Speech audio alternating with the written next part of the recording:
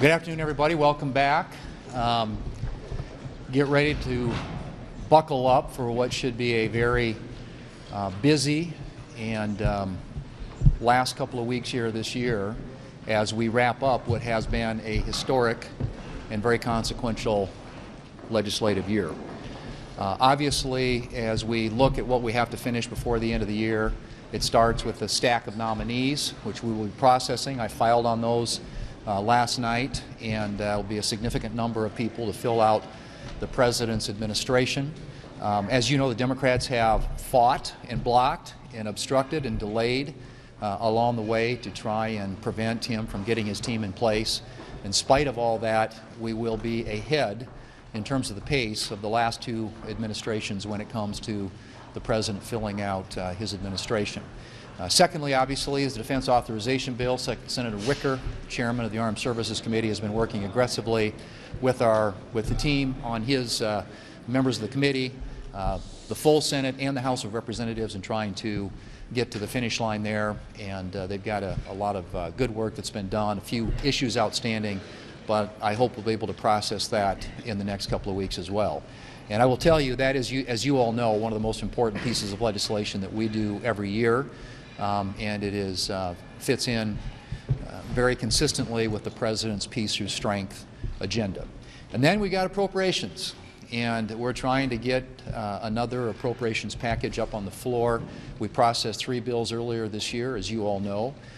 We have another minibus, if you will, of appropriations bills that we're trying to get consent, and I'm hoping that we'll get to that here soon and be able to proceed forward on the appropriations process. But it has been a very busy and consequential year. Passage of the Working Families Tax Cut Act has avoided what would be, at the start of next year, for a lot of families in this country, a huge tax increase. $4.4 trillion overall, $2.6 trillion of which would fall on people, working families in this country. And that was done as part of the Working Families Tax Cut Act, as were a number of other things that are going to be important to working families, and we'll get an opportunity to talk about that this next year. And I guess I would just say finally that as we proceed, we are going to continue to keep our foot on the gas.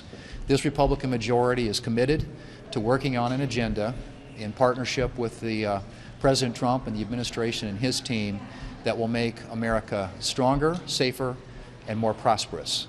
And so we're going to continue pushing forward. And I'm going to now yield to Senator Capito and would just say, on behalf of our entire Republican conference, express our sympathies to her and Senator Justice and to their constituents in the state of West Virginia on the horrific events of last weekend, and of course the family of Sarah Beckstrom and also of Andrew Wolf, the 2 National Guard members from West Virginia whose families we continue to pray for today. Senator Capito. Thank you. Thank you, and thank all of you. I know that many of you and those who are watching have had both the Guardsmen, the National Guard, and their families in your prayers over what should be and should have been a very joyous time for Sarah and Andrew. I would point out that Sarah and Andrew are members of the National Guard in West Virginia. The National Guard in West Virginia always steps up. Whether it's a flood, a fire, a health event, we can count on our Guard within our state and around the world to be one of the most accomplished, empathetic set of individuals that I've had the privilege to work with. So let's talk about Sarah. Sarah was 20 years old. Sarah's from a little town called Webster Springs in West Virginia. If you've ever gone skiing in West Virginia, it's very close to there. She's known by all her neighbors. She's known by the school she went to, which is grades 7 through 12 in Webster Spring High School, so you can imagine everybody knows her. Sarah volunteered to work on Thanksgiving so that others who had families could go home to their families. She's been in the Guard for several years. She was a bright sunshine ray of life, not just for her, but for her fellow Guardsmen and also her family. So please keep her family in her prayers as Sarah lost her life on Thanksgiving Day. Now we're going to talk about Andrew Wolf. Andrew Wolf is 24 years old. Andrew's from Inwood, Berkeley County, West Virginia, very close to here. He went to Musselman High School, graduated there, was a full participant in his high school years, joined the Guard before he even left high school. He wanted to serve his country. He wanted to serve his state. He is a very brave and strong person. Andrew comes from a very devout family. I spoke with his mother yesterday and asked her, what can we do? What can we do to help you and your family, and what can I do? And she said, pray. Pray hard. We believe in the value and the meaning of prayer for all of us. It speaks to us, and it speaks to Andrew as he struggles to recover.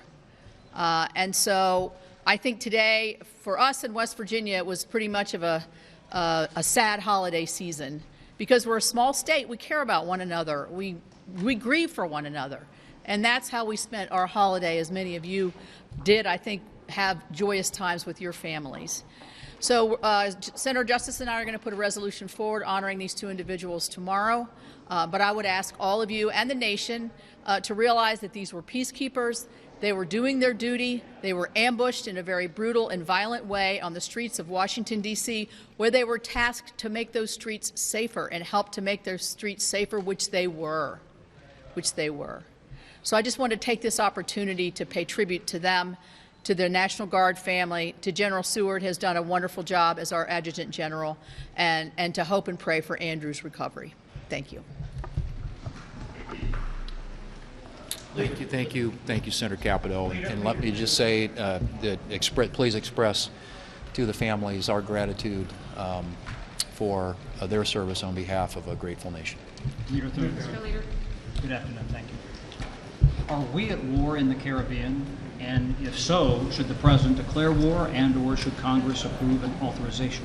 I think the President is acting under his authority as Commander-in-Chief in a way that's consistent with what past administrations have done.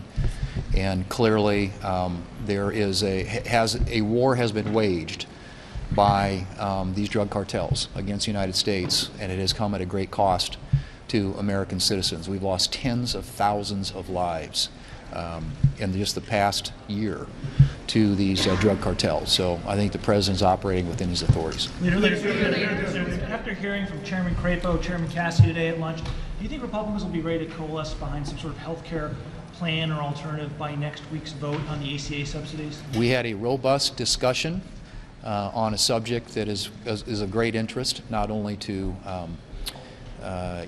obviously senators in the room, but the American people. And as I've said before, we want to move forward on solutions that will make health care not only more accessible, but more affordable to more Americans. That gives them more choices, more optionality, greater competition, and therefore lower prices. And so we continue to coalesce around those solutions. We had a good presentation today from a couple of our leading chairmen, Senators Crapo and Cassidy, thank you, and a lot of others that we heard from at the conversation we had today as well. So I think as we get into next week, obviously, as you know, the Democrats are going to get an opportunity to vote on a proposal of their choosing, and we will see where the Republicans come down, but that conversation continues. Since it was confirmed earlier this year, Secretary Hegseth has engaged in a number of controversies that have gotten criticism from both sides, whether it's Signalgate or how he's talked about Ukraine, and now these Caribbean boat strikes. Do you have full confidence in his handling of his job as Secretary of Defense? Well, I think that the fundamental question is the country safer than it was under the Biden administration? I think the answer to that is unequivocally yes. I think the Trump administration and the peace through strength policies that they are employing around the world are making our country safer. And so Secretary Hegseth is a part of that. He serves at the pleasure of the President. And I am sure that with regard to the latest question that you all have been raising, that the Senate Armed Services Committee, which is going to look into and get the facts on some of the events that have happened down in the Caribbean, that we will get those answers in due time. But I have every confidence that the policies that this administration is employing when it comes to keeping people in this country safe and ensuring that our policy is one of peace through strength, that those policies are being adhered to and followed.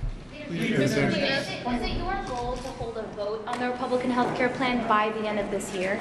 We'll see. Again, I think a lot of this will depend a little bit on what the Democrats decide they want to do. I mean, we've got some members, as you know, who want to work with them in a constructive way on something that could be a bipartisan solution, but that hasn't landed yet. So we'll see. As I said, the conversations continue. I don't think at this point we have a clear path forward. I don't think the Democrats have a clear path forward, and they're the ones they're going to have to put together their plan to get voted on next week. But we'll see what our colleagues decide collectively that we want to do, and we're continuing to hear them out. Thank you all.